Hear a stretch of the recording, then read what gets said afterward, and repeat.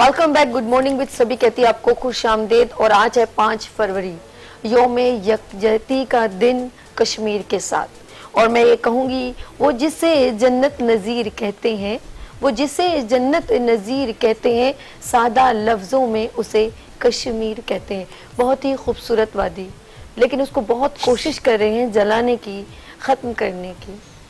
तो उसे ना मिटेगा ना मिटाऊंगा, मैं कश्मीर एक दिन फतह कर जाऊंगा। बहुत सारी बातें हैं, बहुत सारे अल्फाज हैं। दिल करता है कि मैं कश्मीर के लिए इतने सारा कुछ करूं कि एक दिन आएगा इंशाल्लाह कश्मीर फतह हो जाएगा। आप इसे दबा नहीं सकते इस आवाज़ को। और आज इस आवाज़ को बुलंद करने के लिए सिर्फ मेरी आवाज़ नहीं, बल्कि यहाँ पर मेरे प्यारे प्यारे गेस्ट आए हैं, वो भी कश्मीर की आवाज़ बनना चाहते हैं और हर साल बनते हैं। और एक दिन इनके हाथों में झंडा होगा कश्मीर जाने का, इंशाल्लाह कश्मीर फतह होगा। हम उसे मुबारकबाद देने जाएंगे पाकिस्तान से, क्योंकि कश्मीर शहरग है पाकिस्तान की। मेरे प्यारे प्यारे बहुत ही डिसेंट, बहुत ही कोऑपरेटिव सोशल वर्कर, डिफरेंट जगहों पर अपनी आवाज़ डिफरेंट अंदाज में अपने प्रोफेशन से बुलंद करते हैं। हर तरह के पाकिस्तान में या कहीं पर भी कोई भी इवेंट होता है उसको बहुत अच्छे तरीके से प्रेजेंट करते हैं। और कुछ यूथ से रेलेवेंट है, कुछ एजुकेशन से रेलेवेंट है, कुछ ऑर्गेनाइजेशन से रेलेवेंट है। तो इस वक्त सबसे पहले मैं मिलवाऊंगी हमारे बहुत ही प्यारे से engineer Mohammad Umar Khan, president professional youth founder, यहाँ पर मौजूद है। अस्सलाम वालेकुम। वालेकुम अस्सलाम। कैसे हैं आप? अल्हम्दुलिल्लाह। उमर भाई माशाल्लाह एंकर भी रह चुकी हैं, सोशल वर्कर भी हैं और यूथ ऑर्गेनाइजेशन के बहुत सारे इवेंट्स भी कंडक्ट करते हैं। हम इनसे बिल्कुल बात करेंगे, लेकिन मैं चाहूंगी इजाजत है सबसे एक इंट्रोडक्शन करवा दें। और उनके बिल्कुल बराबर में बैठे हैं। जब भी ख्वाब की बात आती है, किसी चीज को क्रिएट करने से उसका पहले ख्वाब देखा जाता है। अल्लामा मोहम्मद इकबाल का ख्वाब ताबीर हुआ, कायद आज़म मोहम्मद अली जिन्ना की सूरत में उन्होंने पाकिस्तान क्रिएट किया। तो इन्होंने उसी अल्लामा मोहम्मद इकबाल की आवाज़ को एक बैलेंस में लेके चल रहे हैं। कामरान जावेद अजीज फाउंडिंग है चेयरमैन इकबालेंस कमीशन। अस्सलाम वालेकुम। कैसे हैं इकबाल भाई? बिल्कुल जी, ठीक ठाक। इकबाल की आवाज़ बुलंद कर रहे हैं गा बगा। बिल्कुल जनाब, पूरी कोशिश है हमारी, क्योंकि इकबाल सिर्फ और सिर्फ आवाज़ पाकिस्तान बनाने के लिए नहीं, बल्कि पाकिस्तान को इस्तेकाम देना और पाकिस्तान को आगे लेके चलने की। जबरदस्त। और आज ही हमारे साथ हमारी आवाज़ बनेंगे और सबकी आवाज़, कश्मीर की आवाज़ बनेंगे इंशाअल्लाह ताला। अच्छा जी, मेरे इस हाथ पे मेरे बड़े प्यारे से भाई मौजूद हैं, मैं उनसे मिलवाऊंगी। सरदार Numan Abid, president youth people's youth organization. अस्सलाम वालेकुम। वालेकुम। कैसे नुमान साहब? अल्लाह का शुक्र। और आज आप भी माशाल्लाह यूथ को प्रेजेंट करते हैं, यूथ ऑर्गेनाइजेशन से बिलोंग करते हैं। हम आपके साथ भी कश्मीर की जी बिल्कुल आवाज़ बुलंद करेंगे। अच्छा, बिल्कुल बराबर में इनके तशरीफ रखते हैं राजा जमील, सोशल वर्कर।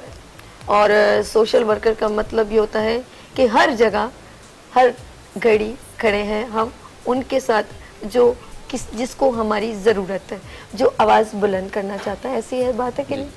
राजा कैसे हैं आप? ठीक है, चलें आज आप हमारे साथ आए, हमें बहुत अच्छा लगा। मेरे सारे मेहमानों का बहुत शुक्रिया। सबसे पहले मैं उमर से बात करूँगी। उमर, कश्मीर 72 सालों में क्या कहते हैं, कहाँ पर खड़ा है अभी? देखिए, कश्मीर पाकिस्तान की शहरक है। ये कायद आज़म मोहम्मद अली जिन्ना ने हमें इस तरीके से कहा था कि हमारे लिए ये एक एडवाइस बन गई। और हम ये जानते हैं कि जब इंसान के पूरे जिस्म का अगर मुआयना किया जाए तो शहरक वो सबसे नाजुक जगह है कि अगर उसे दबा दिया जाए, उसे कुचल दिया जाए, उसे काट दिया जाए तो पूरा इंसान तहस नहस हो जाएगा। तो गोया कि हमारे दुश्मन ने पाकिस्तान की शहरक के ऊपर पाकिस्तान की आज़ादी के दिन से लेकर आज तक हाथ भी रखा हुआ है। जुल्म सितम और हर किस्म का जो इंसानियत सोज मजालिम के जुमरे में आने वाला एक्ट वहां पे ढाया जा रहा है। हम 5 फरवरी को यौम यकजहती कश्मीर तो मनाते हैं, लेकिन दर हकीकत इस दिन को हमें हर रोज मनाना चाहिए। ये यकजहती का जो इजहार है हमें हर रोज करना चाहिए। और यकजहती का सबसे बेहतरीन इजहार ये होता है कि हम वहां पे होने वाले मजालिम को पूरी दुनिया के सामने रखें कि वहां पर क्या क्या मजालिम हो रहे हैं। कश्मीर के अंदर इस वक्त मोर देन 100 स्टोरीज मौजूद हैं, जिसको अगर सिर्फ पाकिस्तान पूरी दुनिया के सामने रखे तो पूरी दुनिया अपने आप को कसूरवार मानेगी। आप ये देखिए कि कश्मीर की जो पूरी मूव है आजादी की, वो किस बेस पे? वो सिर्फ एक बेस पे, और वो है ला इलाहा इल्लल्लाह। और इसी बेस पे पाकिस्तान बना है। यही नारा था कि पाकिस्तान का मतलब क्या, ला इलाहा इल्लल्लाह। और इसी तरीके से आज हम ये कहते हैं कि कश्मीरियों से रिश्ता क्या। तो अगर हम इस्लाम की बेस पे अपना ताल्लुक कश्मीर से जोड़ते हैं, उसे अपनी शहरत कहते हैं और हम ये मानते हैं, तस्लीम करते हैं, और वहां पर भी शहीद होने वाला शख्स पाकिस्तान के परचम में लिपट कर उसकी तदफीन होती है, तो वो तो अपने आप को पाकिस्तानी मानता है, गोया कि वो हमारा हिस्सा है। अब सवाल ये पैदा होता है कि इतने अरसे से ये डिस्प्यूटेड स्टेटस उसको क्यों मिला हुआ है। बिल्कुल ठीक है। तो इसका ये मतलब है कि हम सिफारती महाज पे बुरे तरीके से नाकाम रहे हैं। लेकिन गुज़िश्ता एक दिहाई के अंदर कश्मीरियों ने इस पूरी मूव को एक नई प्रोजेक्शन दी है और वो सहरा जाता है शहीद बुरहान वानी के सर। शहीद बुरहान वानी वो हीरो था कश्मीर का जिसे शायद दुनिया ये समझती है कि वो टेररिस्ट था, लेकिन वो टेररिस्ट नहीं, वो मर्द मुजाहिद था कि उसने सोशल मीडिया का सही इस्तेमाल करते हुए ऐसी वीडियोस उसने प्रोजेक्ट की कि लोग उससे मोटिवेट हुए, प्रोवोक हुई कि कश्मीर के एक्चुअल मुद्दा क्या है। कश्मीर की यूथ खड़ी हुई, उसने जाके किसी भारतीय फौजी को नहीं मारा था, सिर्फ वो ड्रेसिंग करता था, वो अपने साथ से क्लाशन रखता था और वीडियोस बना के वो ये पैगाम देता था कि कश्मीरी नौजवानों उठो, अपनी मूव को आगे बढ़ाओ। उसकी इस वीडियो से ही भारतीय फौज और भारतीय सरकार लरसते थे, गोया के उन्होंने उसको किस तरह सर्च करके किस तरीके से उसको शहीद किया, और ना सिर्फ शहीद किया, उसका जो जसद खाकी उसकी बेहुरमती की। अब मैं आपको बताऊं कि कश्मीर के कसूर जो है, कश्मीर के जो जिम्मेदार हैं उसे भारत नहीं है, पूरी दुनिया क्यों है। पूरी दुनिया इसलिए है कि आज मैं और आप अगर बुरहान वानी की तस्वीर को अपने फेसबुक या ट्विटर पर लगाएंगे तो हमारे और आपके अकाउंट्स डिसेबल कर दिए जाएंगे। तो मुझे ये बताएं कि ये फेसबुक के सीईओ मार्क ज़करबर्ग, ये पूरी जो अब तो मेटा के नाम से उन्होंने अपनी कंपनी कर ली, इसी तरीके से ट्विटर की पूरी इंतजामिया या जितने सोशल मीडिया नेटवर्क्स हैं, वो क्यों इन लोगों को टेररिस्ट समझते हैं। किसी शख्स पे जुल्म भी हो रहा हो, यानी आप अगर सिर्फ डेटा निकालें, स्टेटिस्टिक्स जो हैं, तो इतनी 7 दिहाइयों के अंदर 60 लाख अफराद मुतासिर हुए हैं, जिसमें से लोग शहीद भी हुए हैं, गुमनाम कब्रें भी हैं, जिसमें हाफ विडोज भी हैं। बिल्कुल सही। 4 लाख हाफ विडोज का ये डेटा मौजूद है। मुझे आप ये बताएं, हाफ विडोज का मतलब ये होता है कि उनको नहीं पता कि उनका शौहर जिंदा है कि नहीं है, वो इसी कश्मकश में, क्योंकि उनके शौहर को 10 साल पहले कोई भारतीय फौजी ले गया। अब वो क्या करें, शरीयत बताए उस चीज में कि वो अपने आप को बेवा माने या वो उस अपने आदमी का इंतजार करें। उनके घर जला दिए गए, मासूम बच्चियों के साथ रेप हो रहा है। एक नन्हा बच्चा जिसकी उम्र मुश्किल से 2.5 से 3 साल होगी, उसके दादा को उसके सामने कत्ल कर दिया। बिल्कुल ऐसा ही है। उसको तो मालूम भी नहीं है कि मेरा दादा यहाँ पे खून में लथपथ क्यों पड़ा है। तो सोच, खुद यूनाइटेड नेशन के जनरल सेक्रेटरी के आंसू निकल गए स्टेटिस्टिक्स बयान करते हुए। और फिर पूरी दुनिया, जब हम तस्वीर लगाएं, जब हम उन मजालिम को दिखाएं और जब उनके शौदा की तस्वीरें लगाएं, तो फिर हमारे अकाउंट्स ब्लॉक हो जाएं। तो इसका ये मतलब है कि पूरी दुनिया टेररिस्ट हो गए ना। हाँ, नहीं जी, पूरी दुनिया इसका मतलब है कि भारतीय एजेंडे को सपोर्ट कर रही है, बिहाइंड ये कह सकते हैं। तो पाकिस्तान जो है इस वक्त एक ऐसी 5th जनरेशन वॉर लड़ रहा है जिसमें उसने अपने आप को भी बचाना है और कश्मीर का ये पूरा महाज, इसकी पूरी प्रोजेक्शन बहैसियत सफीर बन के सामने रखनी है। और ये जिम्मेदारी सिर्फ प्राइम मिनिस्टर पाकिस्तान या सदर पाकिस्तान की नहीं, पूरी पाकिस्तानी नेशन की है, एक एक बच्चे की है। आज आपको मैं मुबारकबाद देता हूं कि आपने आज के दिन अपना ये प्रोग्राम मुनक्किद किया एक पूरी थीम के साथ। मैंने आपका पूरा इंट्रो सुना, बहुत ही आपका एक हुब्बुल वतनी से सरशार और कश्मीरियों से ज़ाहिर यकजहती से भरपूर इंट्रो था। आपकी पूरी टीम मुबारकबाद की मुस्तहिक के लिए। लेकिन मैं ये चाहता हूं कि पूरी नेशन, हमारी मीडिया का एक एक शख्स, क्या हमारे कितने सेलिब्रिटीज है पाकिस्तान के अंदर, अगर हम एक लिस्ट निकालें, तमाम टीवी एक्टर्स, तमाम एंकर्स, तमाम प्लेयर्स, स्पोर्ट्समैन, पब्लिक फिगर्स, कितने लोग हैं। और अब तो टिकटॉक और सोशल नेटवर्क की वजह से कितने लोग सेलिब्रिटीज बन गए। बिल्कुल। आज के दिन अगर हर सेलिब्रिटी 1-1 मिनट की वीडियो डाल देता यकजा होके, आप देखें ये Guinness book of world record में रहा था कि एक मुल्क के तमाम पब्लिक फिगर्स ने यौम यकजहती कश्मीर पे जस्ट 1 मिनट वीडियो, तहलका मच जाता। आज इस चीज की जरूरत है। नहीं, कश्मीरी वहां पे कह रहा है कि मैं तो मर भी रहा हूं, मेरी तो माओ की इस्मत दरी भी हो रही है, बहनों के साथ जो ज्यादती भी हो रही है, घर भी जल रहे हैं, लेकिन हमारे लिए पाकिस्तानियों तुम क्या कर रहे हो। चलो, तुम अगर सिफारती महाज पे तुम्हें धकेला जा रहा है, पूरी दुनिया तुम्हारे खिलाफ है, तो अंदर से क्या आवाज आ रही है। तो अल्हम्दुलिल्लाह रैलियां निकल रही हैं पाकिस्तान में, अल्हम्दुलिल्लाह प्रोग्राम्स मुनक्किद हो रहे हैं, अल्हम्दुलिल्लाह कि आप जैसे एंकर्स, आप जैसे टेलीविजन नेटवर्क के लोग, विनर्स टीवी मुबारकबाद का मुस्तहक है कि आप लोग काम कर रहे हैं, स्कूल के तलबा स्पीच कॉम्पिटिशंस कर रहे हैं, यूथ ऑर्गेनाइजेशन सेमिनार कॉन्फ्रेंसेस कर रहे हैं, लेकिन बहैसियत नेशन हम अभी तक इस पर मुकम्मल तौर पर यकजा नहीं हुए। ये हमारा भी एक नेशनल फ्लॉ है, जिसको मैं कहता हूं कि हमें जहां पे हम सिफारती महाज पे फोकस कर रहे हैं, इसी तरह हमें अपने अंदरूनी महाजों पे भी इस कश्मीर को ऐसा एजेंडा बना लेना चाहिए कि हम ये मान लें कि यही हमारी मंजिल है। और आज क्यों हमने माना, जब राहील शरीफ साहब के दौर में, जनरल राहील शरीफ साहब के दौर में एक प्रेजेंटेशन नेशनल डिफेंस यूनिवर्सिटी में दी गई और वहां पर मीडिया पर्संस भी थे, क्योंकि एक वर्कशॉप थी और उसमें ही बताया गया कि पाकिस्तान की जो अब कंडीशन है वो इकोनॉमिकली डिक्लाइन की तरफ है और सी पैक की वजह से ही पाकिस्तान जो है वो स्टेबल करेगा। तो उस सी पैक की कामयाबी कश्मीर के डिस्प्यूट के साथ मुमकिन नहीं है। ये जो भारत ने एकदम से आर्टिकल 370 और ये जो 2 साल का पूरा अरसा उसने, बल्कि 1.5 साल के करीब का ये अरसा था, फिर उसने गिलानी साहब की वफात के मौके पे फिर दोबारा लॉकडाउन किया। ये इसीलिए किया कि वो कश्मीर के अंदर अपने आप को रखना चाहता है। उसको ये पता है कि ये पूरा खित्ता इकोनॉमिकली पूरी दुनिया को इतने बेनिफिट्स देगा तो पाकिस्तान इकोनॉमिकली बहुत आगे निकल जाएगा। अरे आप अभी कभी उमर, कभी कभी आप न्यूज अभी कभी सुना करें, देखा करें, जहां भी पाकिस्तान कहीं आगे कदम उठाता है सबसे पहले खलबली मच जाती है मोदी सरकार को। आई डोंट नो, एक बार आप बताएं कामरान साहब। जनाब, कश्मीर के हिसाब से मैं कश्मीर के हवाले से ही बात कर रहा हूँ कि इस वक्त आज के दिन 915 दिन हो गए हैं कश्मीर में लॉकडाउन के। मोदी सरकार ने इस वक्त कश्मीर को दुनिया की सबसे बड़ी जेल बना डाला है। और हैरानगी की बात यह है कि मोदी सरकार इतनी हद धर्मी का मुजाहरा कर रही है कि अपने ही मुल्क के इंडियन कॉन्स्टिट्यूशन की क्लॉज 370, 370, 35A, इन दोनों को रद्द करके इन्होंने 9 लाख फौजी डेप्यूट किए कश्मीर में और उनको उनके घरों पर महसूर कर दिया। लेकिन फिर भी आप सिर्फ ये इमेजिन करें कि कोविड के अंदर जो लॉकडाउन हुआ था 15 दिन का, 20 दिन का, वो दिन हमारे लिए कितने मेमोरेबल थे कि एक दवाई लेने के लिए, एक चार्जर लेना है, आपने मोबाइल का कुछ लेना है, आपको कोई जगह नहीं मिलती थी कि कब जाना है, कैसे जाना है। ना कि 915 दिन कश्मीरियों को बंद किया हुआ है उनके घरों के अंदर। तो सबसे बड़ी बात यह है कि हमें कश्मीर के लिए कानूनी जंग लड़नी है। बेशक बेशक। और आप यकीन करें कि अगर भारत के अंदर ही कानूनी जंग लड़ ली जाए तो मोदी सरकार हार जाएगी, और वो हार रही है।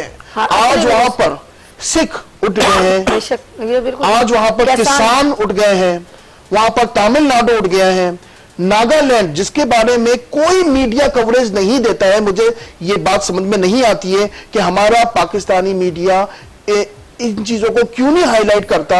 ये हमारे लीडरान के शादियों की इवेंट्स, हमारी लीडरान की जो वाइफ्स हैं उनके लहंगे, उनके दुपट्टों की कहानियां क्यों सुनाता है, जबकि इतनी बड़ी खबर थी कि भारत की एक स्टेट नागालैंड ने आजादी का झंडा लहरा दिया है और अभी भी वो डिस्प्यूटेड जबकि इंडिया का हिस्सा था। यानी कि मोदी सरकार वीक पड़ रही है। लद्दाख पे कितने लोग बात नहीं कर रहे। लद्दाख रोजाना कुछ इंच जमीन उसकी चाइना के अंदर जा रही है। आपको पता है चाइनीज ट्रूप्स आगे बढ़ रहे हैं लद्दाख में, वहां पर झड़पें चल रही हैं। वहां के कितने चाइनीज ने सोशल मीडिया पर तस्वीरें डाली हैं कि ये वो जगह है जो so and so Indian movie के अंदर थी और आज ये चाइना का हिस्सा है।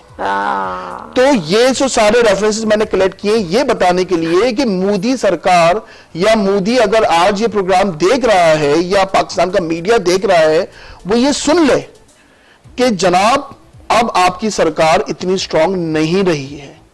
ठीक है, कानूनी जंग अगर लड़ी जाएगी तो वहां पर भी वो हार जाएंगे।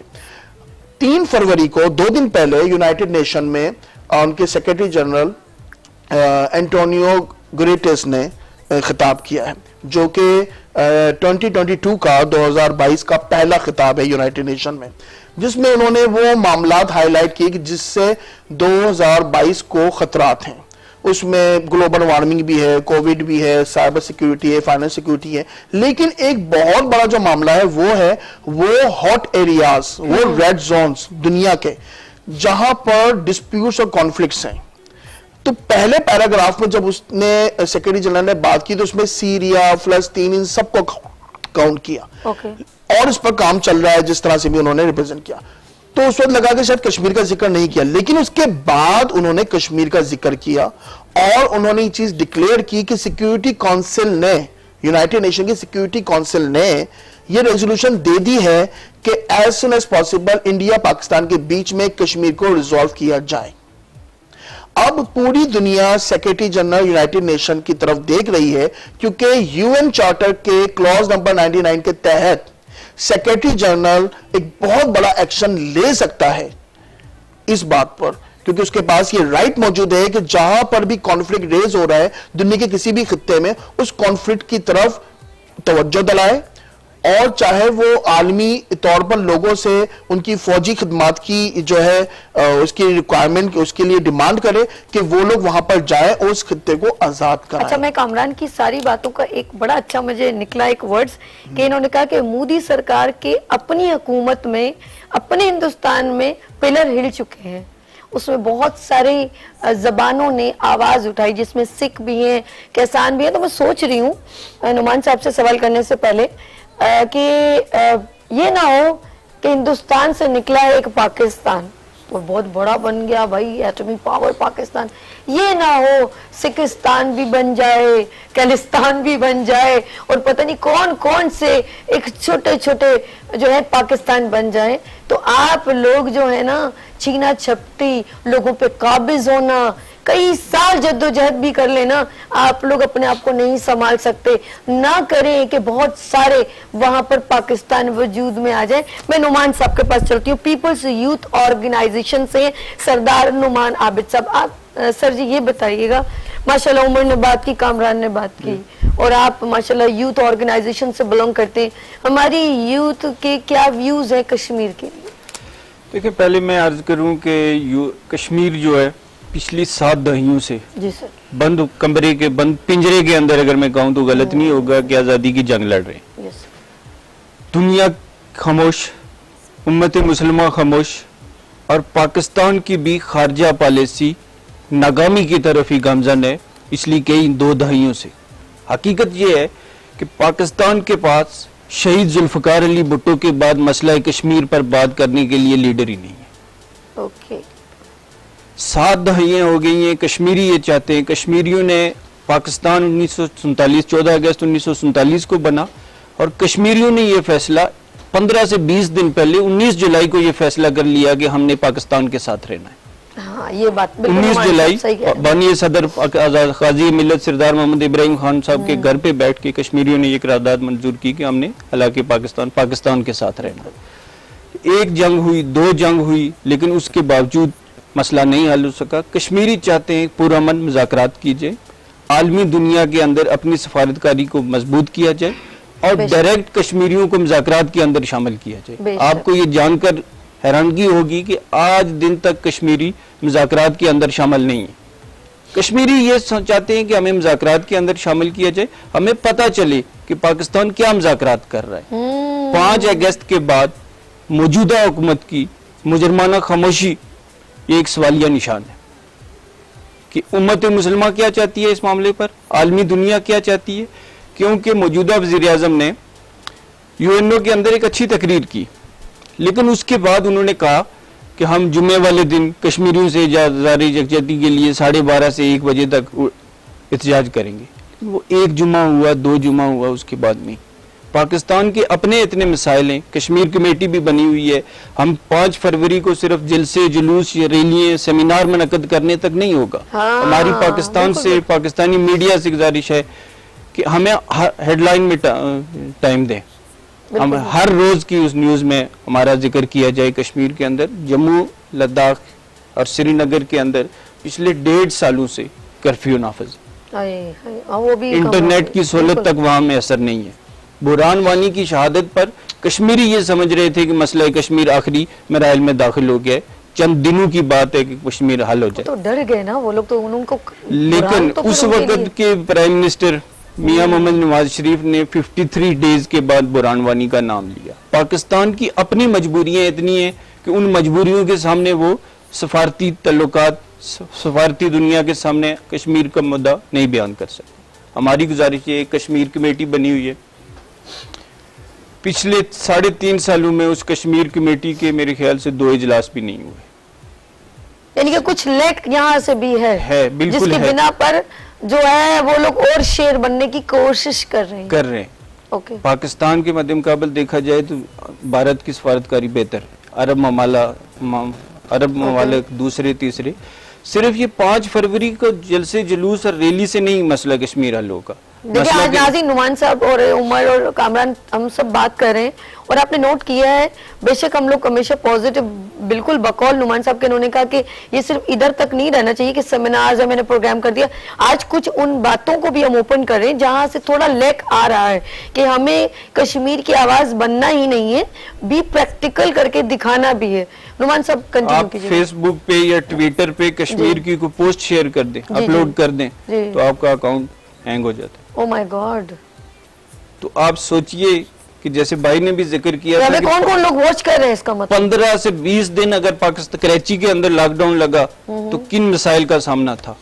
तो आज 1.5-2 साल हो गए श्रीनगर यानी कंप्लीट जेल का रूप धारा हुआ है उसने। ओके, लेकिन आप एक चीज नोट करें ना, कंप्लीट जेल बन गया फिर भी तो उनके अज़्म तो नहीं तोड़े ना, वो कभी तोड़ भी नहीं सकते। हाँ, ये बात वो कभी ये तोड़ भी नहीं सकते।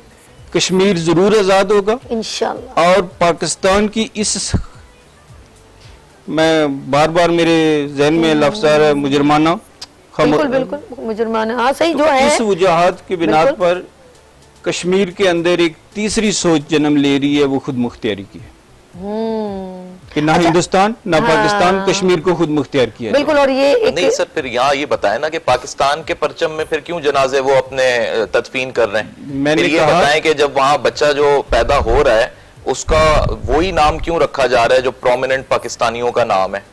बिल्कुल आप दुरुस्त कह रहे हैं। मैंने ये अर्ज की है कि एक तीसरी सोच जन्म ले रही है, कश्मीर बनेगा पाकिस्तान। एक तीसरी सोच जन्म ले रही है। 72 साल है ना, अगर अक़वाम मुत्तहिदा आपसे पेपर वर्क कर रही है, सुन रही है, जैसे आपने बकौल कहा कि वो बंदा हिल गया मिनिस्टर के, भाई यार उस बच्चे के सामने उसके दादा को मारा गया, इम्प्लीमेंट कहाँ है, प्रैक्टिकल कहाँ है। भारत ने नहीं कराया 1947 के बाद। किस खौफ से नहीं कराया? इसी खौफ से नहीं कराया कि जहां जहां रेफरेंडम करवाया था उन्होंने पाकिस्तान का नाम लिया, तो यहाँ पे रोक दिया कि भाई ये भी पाकिस्तान का ही नाम नहीं करेंगे, पॉसिबल नहीं है राजा। इसमें कोई दो राय नहीं है कि वो अपने जनाजे के ऊपर भी तेरी जान मेरी जान पाकिस्तान का नारा लगा। और मैंने ये पहले भी अर्ज, क्योंकि उन्हें पता है कि सिर्फ पाकिस्तान और पाकिस्तानी नहीं, पाकिस्तानी फौज भी हाजिर है। कारगिल की जंग क्यों हुई? इसी वजह से हुई। तो इस बात से आप डिनाई ना करें इस चीज को। मैं माजरत चाहता हूं कि मेरी आवाज थोड़ी ऊंची हो गई है कि पाकिस्तान एक पाकिस्तानी कश्मीर के लिए लड़ रहा है, एक खालिस्तानी फौजी कश्मीर के लिए लड़ रहा है। तो आप ये ना कहें कि जी पाकिस्तान के अंदर मुजरिमाना खामोशी है। पाकिस्तान जितना चीख रहा है, जितना चिल्ला रहा है, हमारी करंट गवर्नमेंट जितना चीख रही है, चिल्ला रही है, उससे पहली वाली गवर्नमेंट। हैरानगी की बात यह है कि कश्मीर एक ऐसा इशू है कि चाहे जरदारी हो, चाहे नवाज शरीफ हो, चाहे इमरान खान हो, सबकी टॉप प्रायोरिटी पे कश्मीर रहा। हकीकत है, बिल्कुल मैं इस बात को एंडोर्स करती हूँ। राजा, यू आर सोशल वर्कर, आप मुझे बताएं कि जब भी कश्मीर का दिन हम लोग योम यकजहती मनाते हैं तो आपके साथ यूथ कैसे कनेक्ट करती है? बिस्मिल्लाहिर्रहमानिर्रहीम। आपका शुक्रिया कि आपने मुझे यहाँ आने की दावत दी। बातचीत कश्मीरी में कश्मीर के जो नौजवानों से मेरी बात होती है तो वो उनके दिल में कश्मीर एक बड़े भाई की तरह, मैं तो कश्मीर को अपने पाकिस्तान को एक बड़े भाई की तरह इज्जत देते हैं। और कश्मीर बनेगा पाकिस्तान हमारा नारा था, है और रहेगा। और कुछ खामोशी है अपना मौजूदा हुकूमत की कश्मीर के हवाले से। मतलब पिछले 9 से 15 दिन से जो लॉकडाउन लगा हुआ है, वहाँ के जो लोग हैं कश्मीरी, वो अपने प्यारों को अपने घर के अंदर ही पाकिस्तानी परचम में दफन कर रहे हैं। तो इसका मतलब ये है कि खामोशी है पाकिस्तान की तरफ से। मेरे कहने का मकसद ये है कि इसको वाज़ा पूरी दुनिया में आबाद उठाई जाए और अपना कश्मीर, हम तो यहीं पाकिस्तान के साथ, कश्मीर बनेगा पाकिस्तान इंशाल्लाह। अच्छा, मैं एक बात इनकी सुन रही थी राजा ने कि पूरे मतलब दुनिया में आवाज़ उठानी चाहिए, लेकिन एक दिन नुमान साहब ने कहा ये एक दिन की बात नहीं है, हमें हर रोज़ कुछ ना कुछ इसके लिए पॉजिटिव एक पिंच करते रहना चाहिए, सिर्फ 1 साल के बाद नहीं। हम बेशक आवाज़ उठाते हैं बकौल उमर के वहाँ के लोग जो हैं वो डेली कर रहे हैं, डेली अपनी कुर्बानियाँ जाने अपनी जान का नजराना पेश कर रहे हैं। बहनें हैं, बच्चे हैं, यूथ है और जवान है। लाशें रोजाना 1-2 लाशें घरों से निकलती हैं। उनके तो अज़्म जो है वो हिंदुस्तान नहीं तोड़ सका। और लेकिन एक बात मैं कहूँगी कि अक्सर फारूक सत्तार कहते हैं कि अभी खामोशी है फिर शोर आएगा, ऐसा कहते हैं ना वो। तो मेरा दिल ऐसे ही, जब राजा ने बात की कि शोर है, तो मैंने कहा अभी खामोशी है, शोर आएगा, आजाद कश्मीर से शोर आएगा और एक दिन आजाद कश्मीर पाकिस्तान बन जाएगा। यहाँ छोटी सी लेके ब्रेक और मिलते हैं ब्रेक के बाद गुड मॉर्निंग विद इस सभी के साथ, यौम यकजहती दिन कश्मीर के साथ।